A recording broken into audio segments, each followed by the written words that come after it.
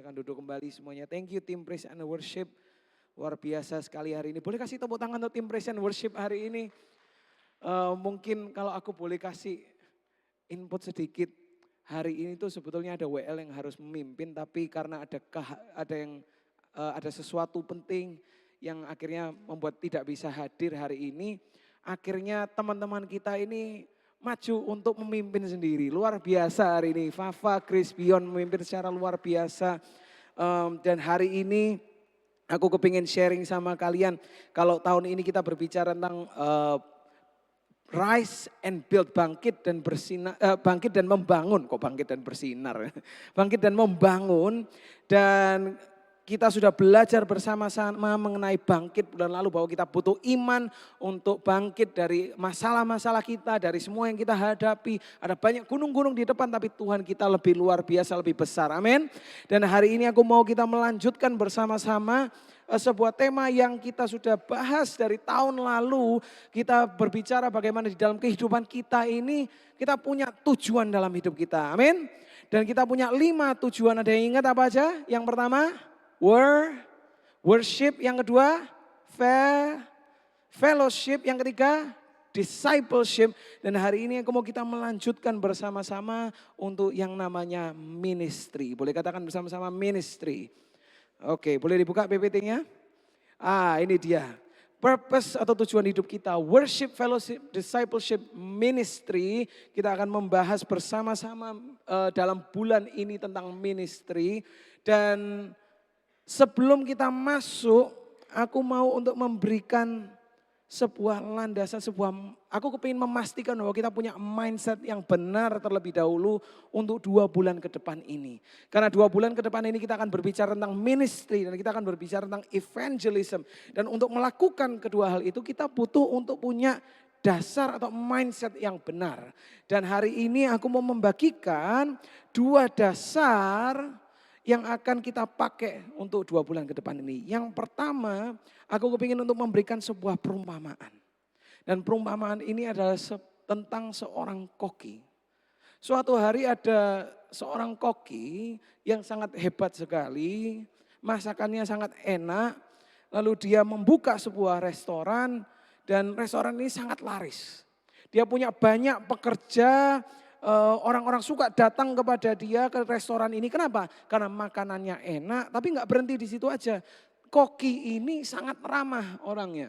Dia selalu setiap kali setelah memasak dia datang kepada pelanggan-pelanggannya. Dia tanya gimana makanannya, enak atau enggak, apa yang bisa aku perbaiki. Dia meminta saran. Jadi orang-orang tuh suka karena koki ini sangat ramah. Dan setiap kali datang ke sana, kokinya kalau ngajak ngomong kadang dikasihin bonus, kasihin makanan gratis, disuruh nyoba ini, nyoba itu. Orang-orang senang sekali untuk datang ke sana.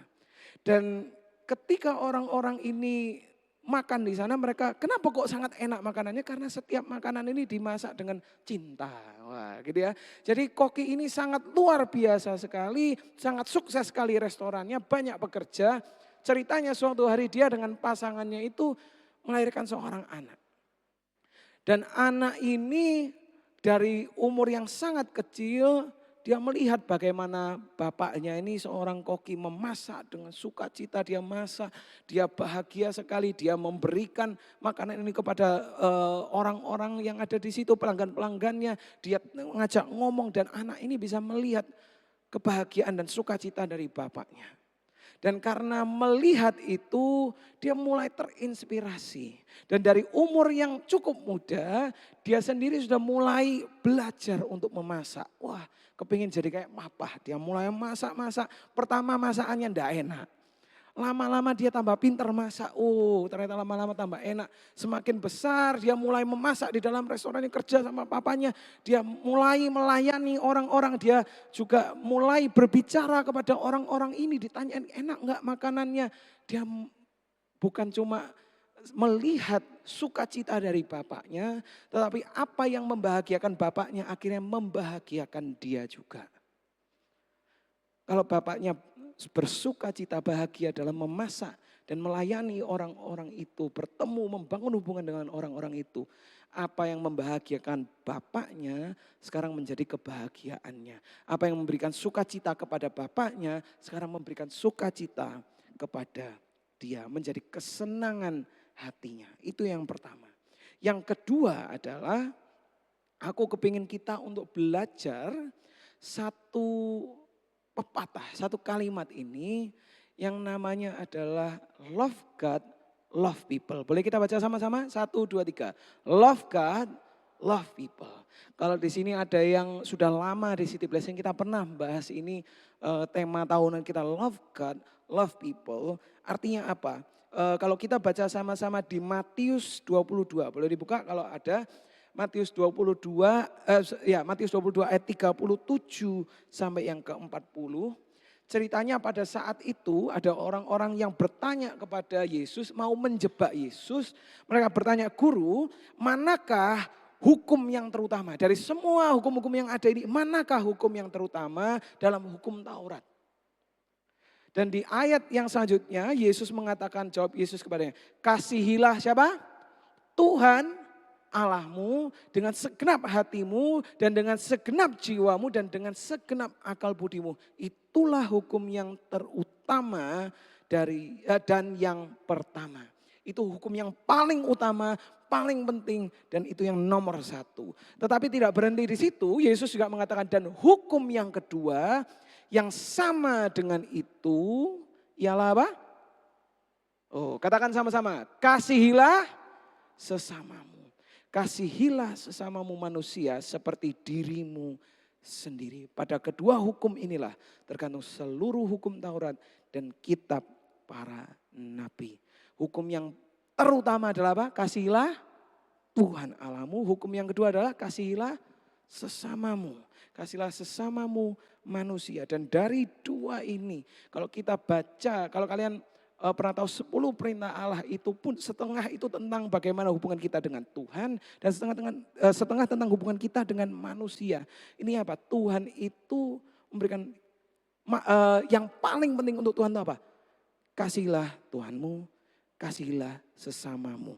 Love God, love people. Artinya apa? Kalau kita mengasihi Tuhan, berarti kita pun akan mengasihi sesama.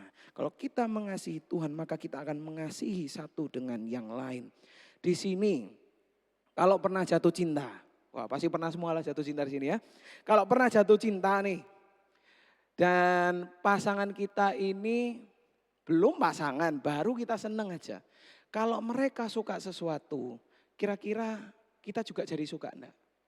Betul? Yang di sini pernah pacaran, kalau pacar kita suka nonton drama Korea. Awalnya kita nggak suka drama Korea, apa ini? Lama-lama karena dia senang kita jadi ikut senang.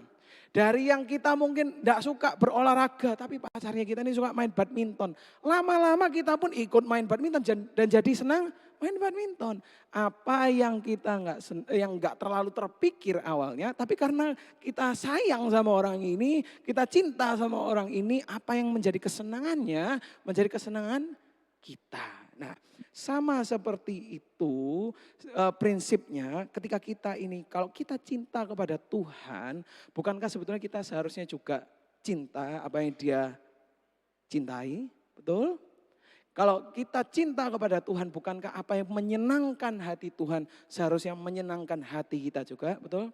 Dan kedua hal ini dari perumpamaan tadi dan satu kalimat ini, love God, love people dari ayat ini. Inilah dasar dari yang namanya ministry. Dasar dari yang namanya pelayanan. Sekarang kalau aku tanya, pelayanan itu apa? Kalau kita tanya pelayanan itu apa? Yang masuk dalam pikiran kita apa? Biasanya main musik, menyanyi. Pelayanan itu apa? Usher. Pelayanan itu apa? Multimedia. Betul. Menyanyi itu baik, main musik itu baik, jadi usher, multimedia semua itu baik. Tetapi pelayanan itu lebih dari sekedar cuma menyanyi dan main musik. Pelayanan kalau pada dasarnya, pelayanan itu sebetulnya adalah aksi atau wujud kita ketika kita memiliki 3 hal ini. Ministry atau pelayanan itu adalah wujud nyata dari ketika kita mengasihi siapa? Tuhan. Yang kedua mengasihi sesama. Dan yang ketiga melayani Tuhan melalui melayani sesama. Dan ini adalah sebuah proses. Kalau kita mengasihi Tuhan, kita akan semakin mengasihi sesama. Dan semakin kita mengasihi Tuhan dan mengasihi sesama, kita semakin mau melayani Tuhan dengan melayani sesama. Kunci dari ministry pada dasarnya itu apa? Mengasihi dan melayani. Amin. Mengasihi dan melayani. Di 1 Yohanes ayat 1 Yohanes 4 ayat 20 sampai 21 mengatakan, jikalau seorang berkata, aku mengasihi Allah dan ia membenci saudaranya, maka ia adalah apa? Pendusta. Karena barang siapa tidak mengasihi saudaranya yang dilihatnya, tidak mungkin mengasihi Allah yang tidak dilihatnya. Dan perintah ini kita terima dari Dia, barang siapa mengasihi Allah, ia harus juga mengasihi saudaranya. Ministry, pelayanan itu artinya apa? Mengasihi Tuhan, mengasihi sesama, melayani Tuhan melalui melayani bersama. Mengasihi dan melayani. Itulah yang namanya ministry, itulah yang namanya pelayanan. Pertanyaannya yang seringkali ditanyakan, apakah pelayanan itu harus di dalam gereja? Pernah bertanya seperti itu? Apakah pelayanan itu harus di dalam gereja? Apakah pelayanan itu cuma PAW, usher, cuma di sound system multimedia? Apakah cuma itu? Pelayanan itu seperti apa sih sebetulnya? Kalau kita mungkin pernah bertanya apakah pelayanan harus di dalam gereja? Aku kepingin merubah dan memberikan sebuah pertanyaan. Pertanyaannya adalah, apakah mengasihi dan melayani harus di dalam keluarga? Ya atau tidak? Enggak. Mengasihi dan melayani tidak harus cuma ada di dalam keluarga. Harus ada juga di luar. Tapi kalau aku tanya, apakah di dalam keluarga perlu saling mengasihi dan melayani? Perlu. Apakah di luar dari keluarga kita perlu untuk saling mengasihi dan saling melayani? Perlu. Jadi maksudnya apa? Pelayanan itu lebih dari cuma di dalam gereja, tetapi pelayanan itu juga di luar gereja. Jangan cuma melimit bahwa pelayanan itu cuma di hari Minggu. No, pelayanan itu juga di setiap hari. Kita melayani keluarga kita melayani pasangan kita melayani orang-orang di sekitar kita, teman-teman kita, bos kita, pekerja kita, siapapun. Kita melayani karena apa? Pelayanan itu tidak dibatasi oleh tempat, tidak dibatasi oleh waktu, tidak dibatasi oleh grup. Grup PAW, enggak dibatasin. Pelayanan itu mengasihi dan melayani. Bisa enggak dilakukan di luar? Bisa. Perlu enggak dilakukan di gereja? Perlu. Kita sebagai keluarga di dalam gereja, kita perlu untuk saling mengasihi, perlu untuk saling melayani. Artinya apa? Kita semua perlu untuk melayani di gereja, ambil bagian dalam pelayanan, perlu itu. Tetapi kita juga perlu untuk melayani dan mengasihi orang-orang yang di luar gereja. Banyak sekali orang yang melayani di gereja, tetapi mereka tidak melayani di luar. Ada yang pernah bilang sama aku, mereka kecewa dengan orang tuanya, karena orang tuanya melayani di gereja, tapi tidak pernah melayani keluarganya. Selalu punya waktu untuk gereja, tapi tidak pernah punya waktu untuk keluarganya. Ada juga sisi ekstrim satunya di mana mereka memilih, aku melayani di keluargaku. Berarti aku tidak perlu melayani di gereja. Dua sisi yang sangat berbeda. Tetapi hari ini aku mau bilang bahwa kita semua itu butuh untuk melayani di keduanya.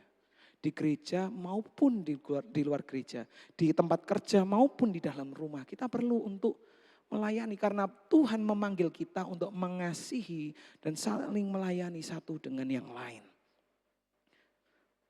Mungkin kalian berpikir hari ini, kalau aku enggak senang orangnya gimana? Pernah berpikir seperti itu? Aku tuh mau melayani. Tapi kalau aku nggak senang orangnya gimana? Dilayanin apa enggak? Kalau mencekno orangnya gimana? Kalau orang ini ngeselin, dilayanin atau enggak? Yang melayani ada? Kalau mencekno, aku nggak mau melayani karena orang ini pernah nipu aku, pernah bohongin aku. Oh, orang ini selalu nggak baik sama aku. Kalau kita masih berpikir seperti itu berarti kita belum menangkap poin tentang melayani. Berarti apa yang menyenangkan hati Tuhan itu belum menjadi kesenangan hati kita. Sebetulnya kalau kita cari tahu, apa sih yang Tuhan itu kasih? Yang Tuhan sayang itu apa? Manusia. Tuhan sayang dengan orang, Tuhan sayang dengan manusia. Yang baik maupun yang mencekno. Yang benar maupun yang tidak benar.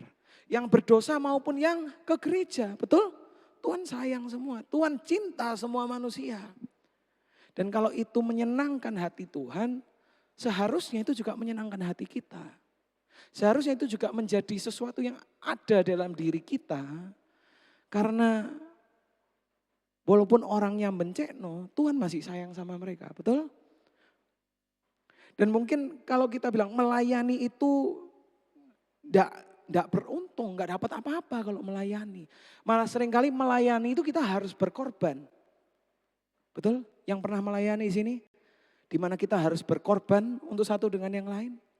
Dan mungkin kita bilang, gak adil Tuhan, kan dia gak benar, dia udah nyakitin aku. Sekarang aku harus melayani dia, aku harus berkorban untuk dia. Tapi bukankah itu yang Yesus sudah lakukan untuk kita? Halo? Bukankah Tuhan pun sudah melayani kita, sudah berkorban untuk kita? Walaupun kita tidak layak sebetulnya untuk ditebus, dia tetap menebus kita. Kita nggak layak untuk dimaafkan, dia tetap melayani kita, betul? Sama seperti bagaimana Tuhan telah melakukan untuk kita, kita pun perlu melakukan untuk orang-orang yang di luar sana. Sejelek-jeleknya sikap mereka, kita sebetulnya nggak senang sama mereka. Tetapi kita melakukan bukan untuk imbalan. Kita melakukan bukan supaya kita dipuji, bukan supaya kita diterima. Kita melakukan karena ini menyenangkan hati Tuhan. Amin. Tujuan dari pelayanan itu bukan untuk apa? Bukan untuk dilihat, bukan untuk diakui atau bukan untuk dipuji. Kalau di sini pernah pelayanan, kalian yang sudah ikuti pelayanan, angkat tangan yang sudah ikuti pelayanan. Oke, pertanyaannya, lebih sering dipuji atau lebih sering dikritik? Kayaknya kalau di sini enggak bisa jawab. Yang di belakang, yang enggak kelihatan ini. Multimedia sama sound system. Lebih sering dipuji atau lebih sering dikritik? Enggak keluar suara, enggak berani ngomong, saya takut dikritik nanti. Ketika kita melayani, seringkali kita ini bukan dipuji. Bukan diakui, bukan dilihat oleh orang-orang. Wah, megah gitu. Enggak, malah kadang itu kita dikritik. Tetapi kita melakukan semuanya itu tujuannya untuk apa sebetulnya? Tujuan dari pelayanan itu adalah untuk apa? Menunjukkan kasih kita kepada Tuhan dan menunjukkan kasih kita kepada sesama. Walaupun seringkali kasih kita tidak diapresiasi oleh sesama. Betul? Tetapi seperti yang firman Tuhan katakan, lakukan seperti kita melakukan untuk Tuhan. Kalau kita mengasihi Tuhan, kita melakukan ini. Apa yang menjadi kesenangan Tuhan harus juga menjadi kesenangan kita. Firman Tuhan mengatakan bahwa Yesus dia datang bukan untuk dilayani tetapi untuk apa? Melayani. Dia datang bukan untuk dilayani tapi untuk melayani. Dia datang untuk berkorban untuk setiap kita. Ketika Yesus raja segala raja, Tuhan, dia datang ke dunia ini, apa yang dia lakukan? Dia membasuh kaki muridnya. Sesuatu yang sebetulnya bukan tempatnya untuk melakukan itu sesuatu yang sangat rendah. Tapi dia lakukan, kenapa? Karena dia datang untuk melayani, untuk mengasihi kita. Rugi Tuhan tidak adil, yes. Tapi itu adalah teladan Yesus. Bagaimana Yesus sudah melakukan, begitu juga kita perlu untuk melakukannya. Kita lakukan karena apa yang menyenangkan Tuhan, sekarang menyenangkan kita. Aku kepingin untuk kasih sebuah kalimat. If serving is about you, then it's not serving. Because serving is about the one being served. Artinya apa? Kalau melayani itu semua tentang diri kita sendiri. Kalau kita melayani cuma supaya semua ini berpusat pada kita. Kalau kita melayani supaya kita dilihat, supaya kita diakui, supaya kita diterima, supaya kita dipuji, maka itu namanya bukan melayani. Itu bukan melayani. Karena yang namanya melayani itu bukan tentang diri kita, tetapi tentang orang yang kita layani. Betul? Bukan tentang apa yang kita perlukan, bukan tentang apa yang kita rasakan, tetapi apa yang mereka bisa dapatkan. Itu yang namanya melayani. If serving is about you, kalau semuanya masih berpusat pada diri kita sendiri, itu namanya bukan melayani. Itu namanya mencari afirmasi, mencari pujian, mencari tahta, harta, dan wanita atau pria. Ya itu.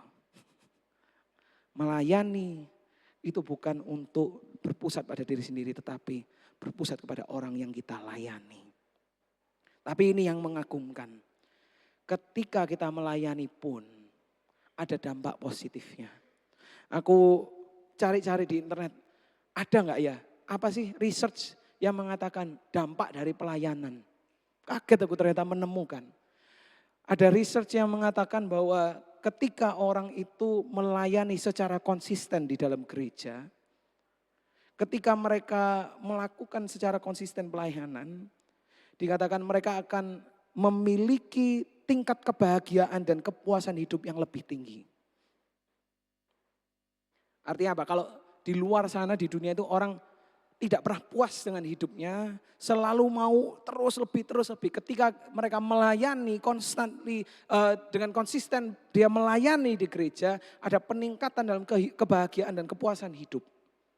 Mulai naik. Yang kedua adalah mereka memiliki rasa kekeluargaan, ikatan komunitas yang kuat dan sense of belonging. Ketika mereka melayani di dalam gereja itu, mereka menjadi bagian dari keluarga.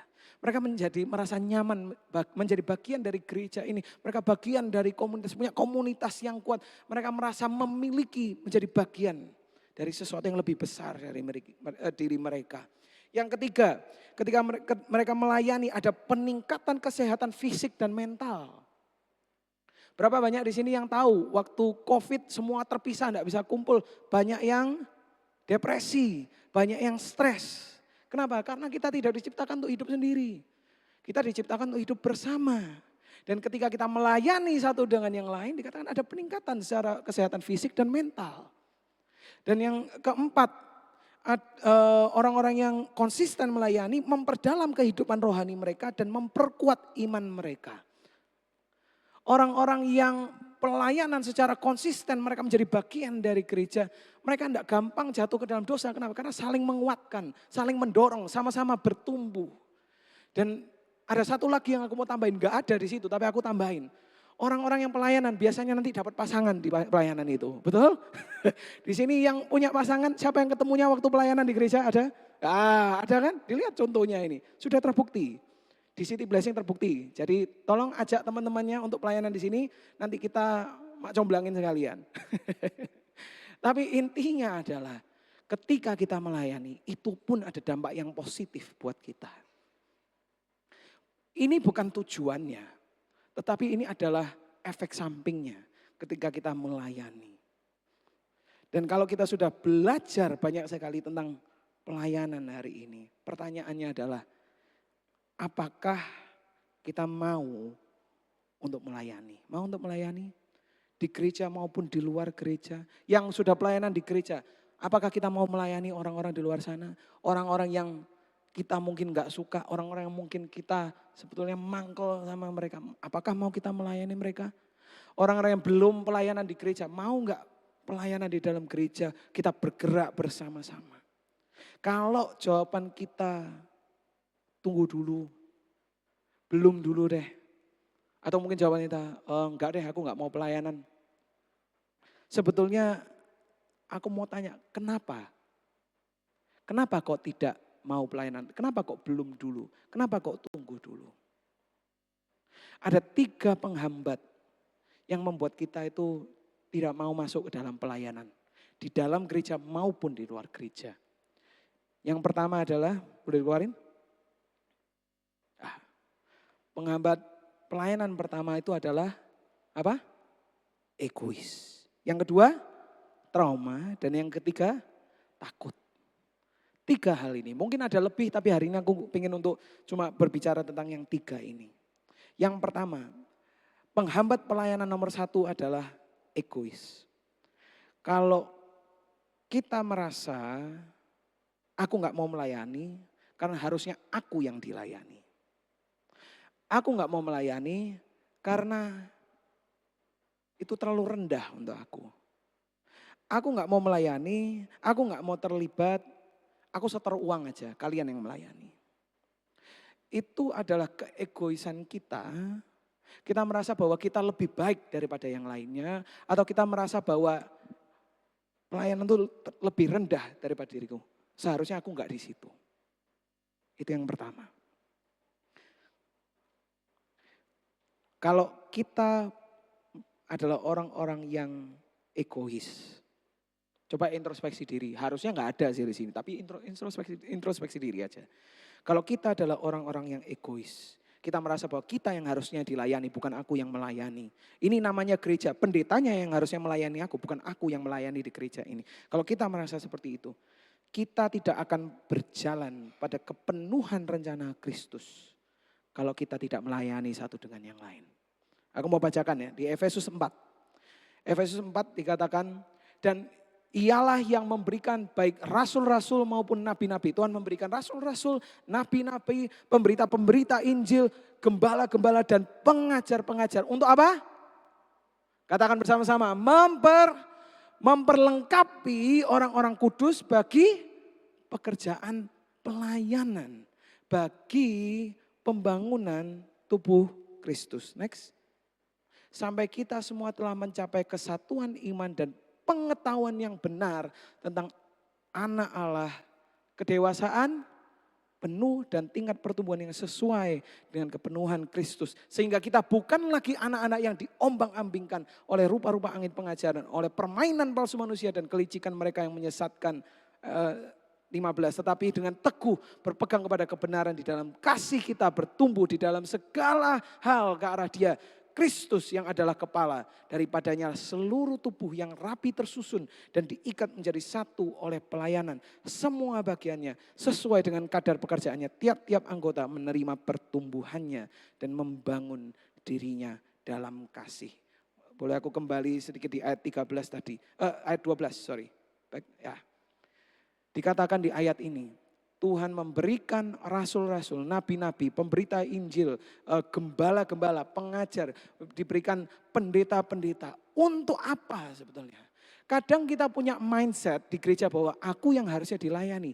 Salah. Sebetulnya fungsi dari gereja adalah memperlengkapi kalian untuk menjadi pelayan. Kita semua dipanggil untuk menjadi seorang pelayan. Dikatakan memperlengkapi orang-orang kudus bagi pekerjaan pelayanan. Artinya apa? Kita semua punya tugas. Katakan tugas. Kita punya tugas setiap dari kita. Tuhan mempercayakan sebuah tugas. Tuhan mau memperlengkapi kita untuk melakukan tugas agungnya Dia. Dan itu inti dari melayani. Tapi kalau kita egois, kita kayak anak kecil, maunya seenaknya kita sendiri, maunya pokoknya aku, kita nggak akan pernah bisa berjalan dalam kepenuhan rencana Kristus. Betul?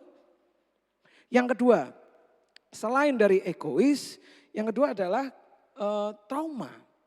Yang menghambat kita dalam pelayanan kadang itu trauma. Kenapa? Ada kemungkinan 2. Yang pertama, mungkin pernah melayani lalu dipergunakan. Ada sebuah kasus di negara lain di mana gereja itu mencari pelayan Tuhan, lalu orang-orang pelayanan itu dipergunakan oleh pendetanya, disuruh bersihin rumahnya sama bersihin tamannya. Dan rame kasus ini sangat besar karena mereka merasa bahwa pendeta ini kurang ajar mempergunakan jemaatnya. Akhirnya apa? Seringkali yang terjadi mereka trauma karena mereka punya hati yang tulus tapi dipergunakan oleh orang dengan salah. Yang kedua adalah traumanya mungkin kita melayani Dan tiba-tiba pemimpin kita, pendetanya atau salah satu dari tim penggembalaannya ada yang jatuh ke dalam dosa.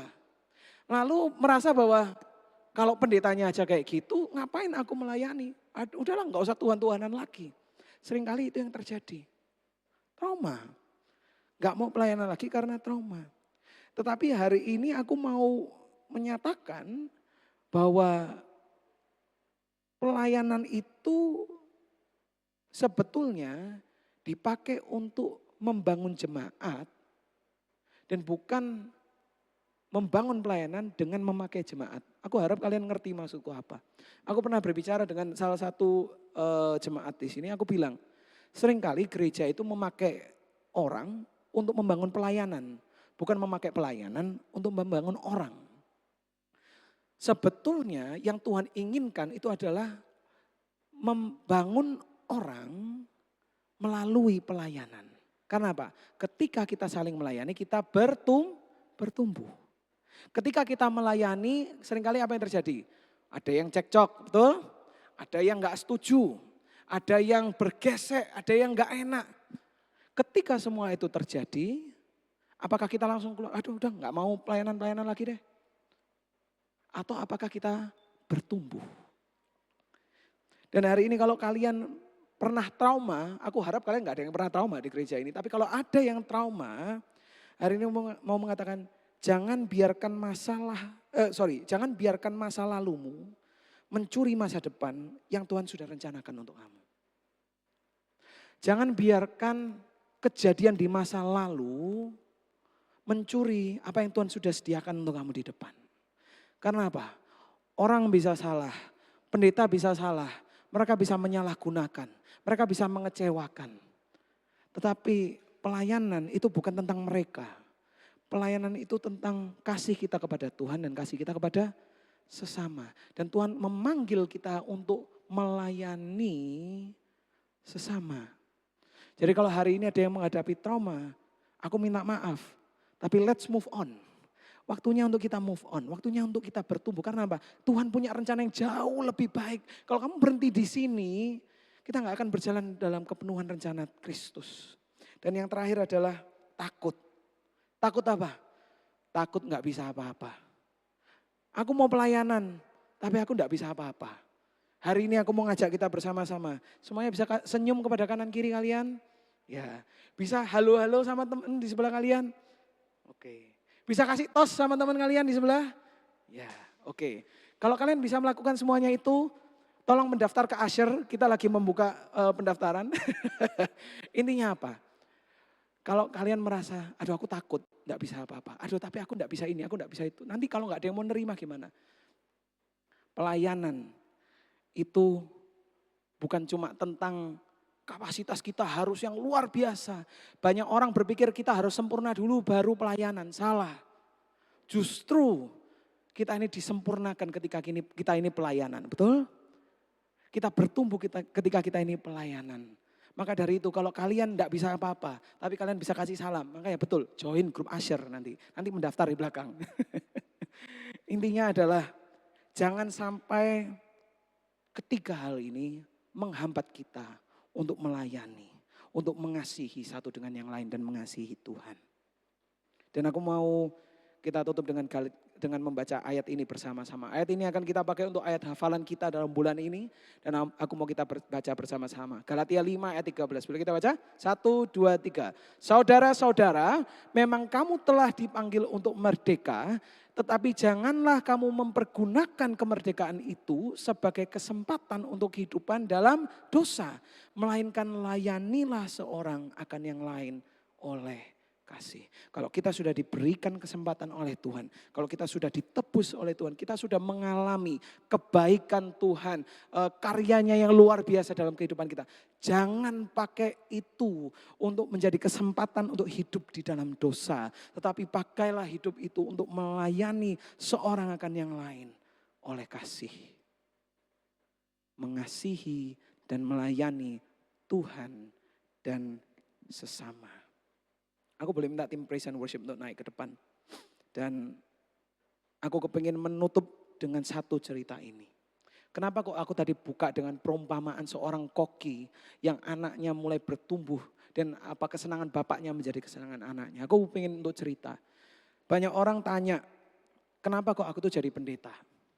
Mungkin di sini kalau ada yang nggak tahu, papaku itu seorang pendeta. Dulu Pastor Sam di tempat ini seorang pendeta, lalu meninggal dunia. Sekarang digantikan oleh Pastor Fani, mamaku yang jadi pendeta. Dan banyak orang tanya, kenapa kok kamu ini mau jadi pendeta, Joshua? Karena waktu itu aku ambil kuliah kependetaan, kenapa kok mau jadi pendeta? Dan ketika aku mempersiapkan firman ini, Tuhan memberikan perumpamaan itu. Tuhan mengingatkan aku akan apa yang sudah aku lewati selama bertahun-tahun ini. Dari waktu kecil, gereja ini dibangun sebelum aku lahir. Ketika aku lahir, aku sudah masuk di dalam keluarga yang melayani Tuhan. Dan dari kecil aku selalu diajak pelayanan sama Pastor Sam.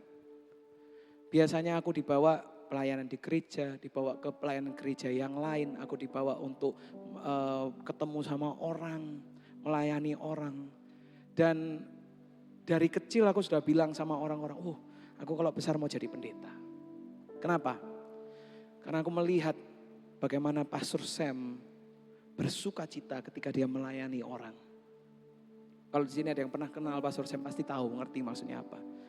Dia begitu bersuka cita kalau ketemu orang, kalau melayani orang, kalau memberi, kalau bisa menggembalakan orang. Berapapun orang yang ada, dia layani dengan tekun. Dan itu membawa sebuah sukacita di dalam kehidupannya. Kenapa? Karena apa yang menjadi kesenangan hati Tuhan, sudah menjadi kesenangan hatinya. Dan dari kecil aku belajar dan melihat itu. Dan aku mulai melihat, aku mulai melakukan. Dan apa yang menjadi kesenangan hati dari papaku, turun menjadi kesenangan hatiku. Aku senang melayani, aku senang kalau kumpul sama jemaat. Aku senang kalau aku bisa sharing, kalau kita bertumbuh bersama-sama, kalau kita bisa berubah, kita berapi-api untuk Tuhan, aku senang banget. Dan gak cuma aku sekarang menerima kesenangan apa yang dari papaku, tapi sekarang aku mengerti kesenangan hati Tuhan sekarang ada di dalam hatiku. Kalau kita mau melayani, kalau kita mau memenuhi tujuan kita untuk saling mengasihi dan saling melayani, kita perlu menangkap dulu hati Tuhan untuk orang-orang di sekitar kita. Hati Tuhan untuk orang-orang di luar sana. Aku pernah berdoa sama Tuhan. Karena di awal-awal jujur aku pernah ngomong sama Tuhan. Tuhan, gak tahu kenapa ya, aku ini kok gak berapi-api untuk mendoakan orang. Aku kok gak berapi-api untuk mendoakan orang, untuk memenangkan orang. Gimana caranya aku punya hati untuk orang-orang di luar sana? Gimana caranya aku punya hati untuk bangsa-bangsa? Gimana Tuhan? Dan di situ aku cuma diingatkan oleh Tuhan. Kalau kamu mau memulai, kamu kepingin punya sukacita untuk melakukan itu. Mulai berdoalah. Doa untuk orang-orang, aku doa Tuhan, aku doa untuk orang di luar sana supaya diselamatkan, supaya semua aku doakan. Pertama aku kaku gitu rasanya, kayak gak enak. Tapi lama kelamaan ada sesuatu yang membara-bara dalam diriku. Yang berapi-api dalam diriku. Dimana aku jadi kepingin untuk berdoa. Dan ketika aku berdoa aku mulai menangis untuk orang-orang di luar sana. Tuhan,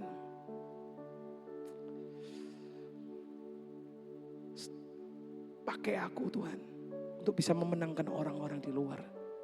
Pakai aku Tuhan untuk bisa memenangkan orang-orang di sekitarku, menjadi berkat di sekitarku. Ketika kita menerima apa yang menjadi sukacita Tuhan sekarang menjadi milik kita, kita akan berapi-api dalam melayani. Amin. Minggu depan kita akan belajar bersama-sama bagaimana untuk menemukan pelayanan kita. Tapi hari ini aku mau kita untuk menutup firman ini dengan menyanyikan sebuah lagu. Lagu ini mengatakan, ubah hatiku seputih hatimu. Ubahkan hati kami Tuhan. Jadikan hati kami seperti hatimu. Jadikan mataku seperti matamu. Jadikan diriku seperti dirimu. biarlah apa yang menyenangkan hati Tuhan sekarang menjadi kesenangan hati kita. Amin. Mari kita berdiri bersama-sama. Dan kita nyanyikan. Yes Lord. Ubah hatiku seputih hati, setulus salibmu, kasih-Mu Tuhan. Biar mataku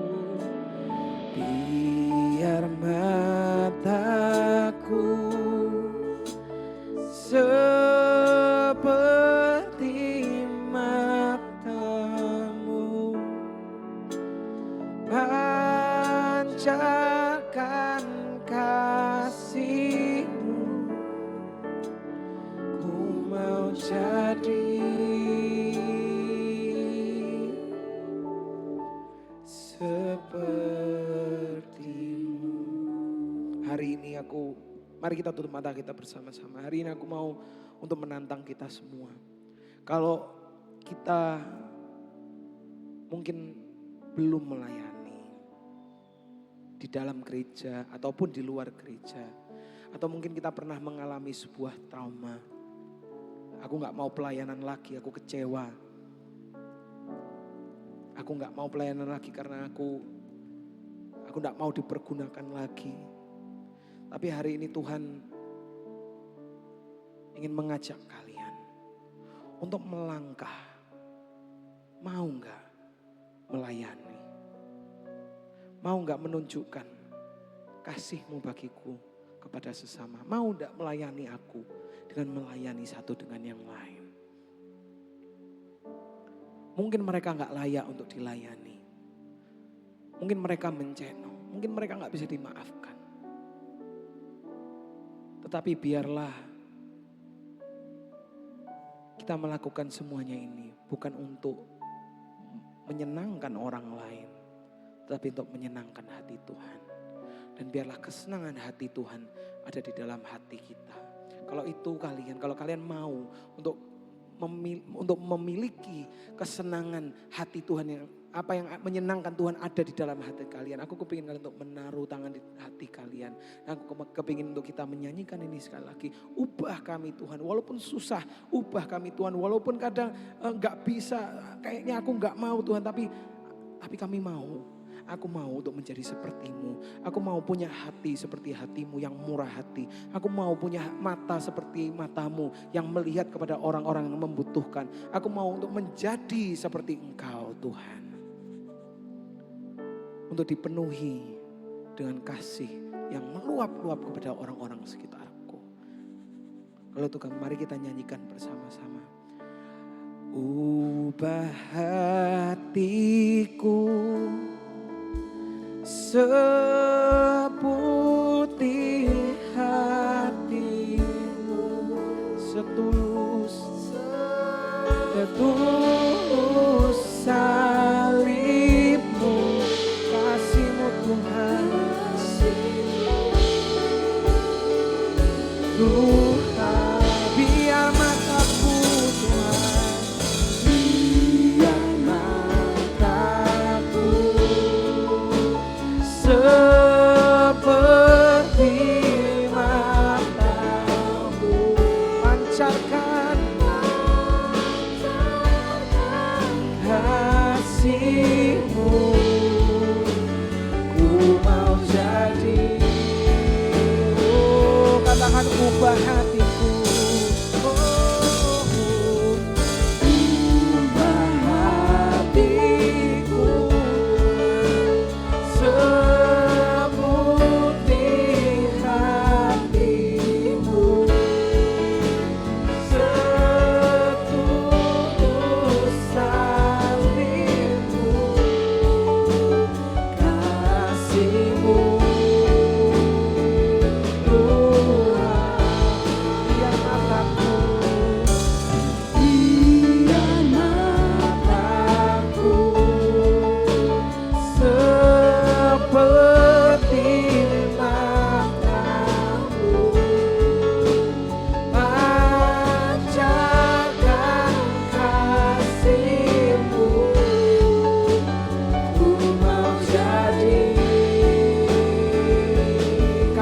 ku mau jadi, ku mau jadi. Oh, ku mau jadi Tuhan, ku mau jadi seperti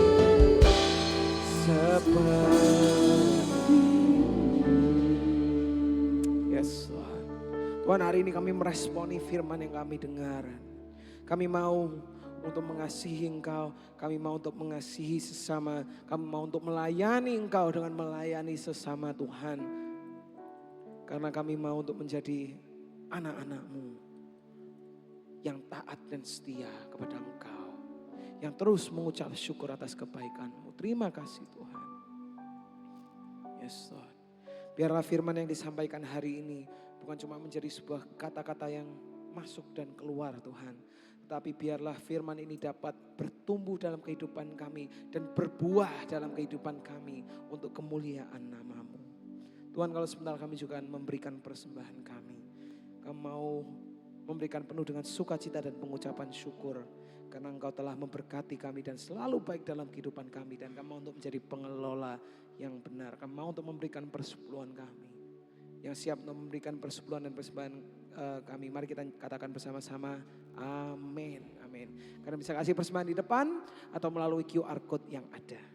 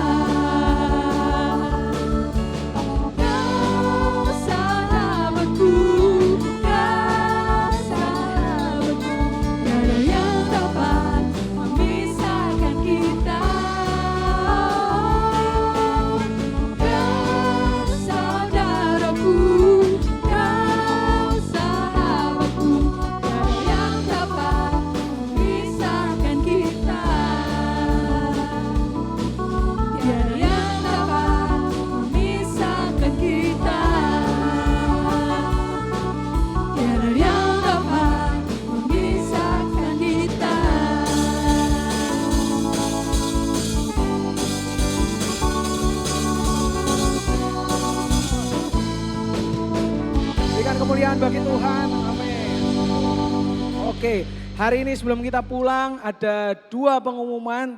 Yang pertama adalah untuk Kersel, bagi teman-teman yang belum join Kersel, kalian kalau mau kami mau mengundang kalian untuk menjadi bagian dari kelompok kecil kami. Seperti yang kita sudah pelajari bersama-sama, kalau gereja itu rumah, jemaat itu keluarganya, Kersel ini kamarnya. Jadi masuk ke kamar kalian masing-masing, berkumpul dengan teman-teman kalian, kelompok kalian yang lebih kecil, kita mau untuk bertumbuh bersama-sama. Siapa yang sudah join Kersel tempat ini?